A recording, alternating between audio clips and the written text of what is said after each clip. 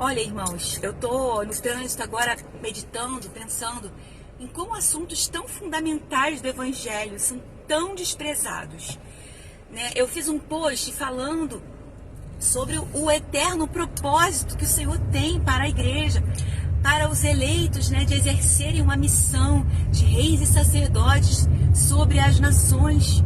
Isso está na Bíblia, né? E logo, porque a eles mais foi dado, né, mais será cobrado. E quando eu digo que o cristão precisa ter uma conduta digna de ser investido dessa vocação que o Senhor quer entregar, as pessoas banalizam a graça e dizem que eu estou dizendo que a salvação é pelas obras e eu estou anulando a cruz de Jesus. Quando na verdade, né, irmãos, é valorizar o que Jesus fez.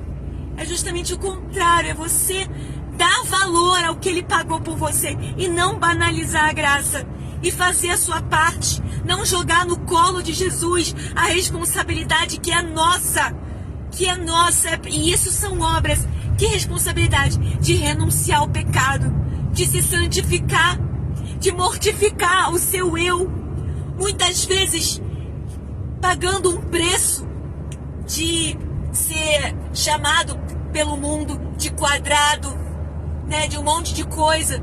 Mas esse é o preço, isso é a obra, isso cabe a mim, eu não posso jogar para Jesus. Então as pessoas abusam da graça, porque ao mesmo tempo que Jesus Cristo, claro que Ele fez a parte que é dele, mas jogar também a parte que é nossa, jogar para Jesus, isso para mim é banalizar a graça. Eu não estou desprezando, muito pelo contrário, mas os irmãos não têm essa noção. E é por isso, irmãos, que eu vejo que a Bíblia, cada vez, ela se torna mais clara e mais real para mim. É por isso que muitos são chamados à fé. Muitos são levados a Cristo. Mas por causa das obras más e ímpias, são poucos que Ele vai escolher.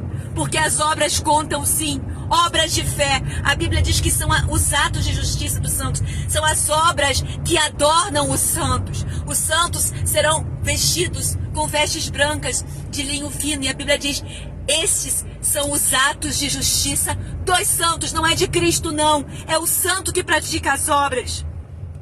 Então, irmãos, você que crê na verdade, acorde os irmãos que dormem, que estão dormindo, que estão banalizando a graça.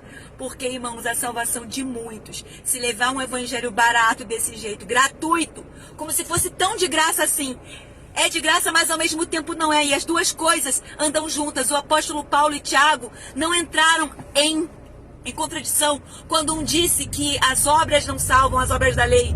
Quando o outro diz que fé sem obras é mortas. Não se contradiz, mas se complementa.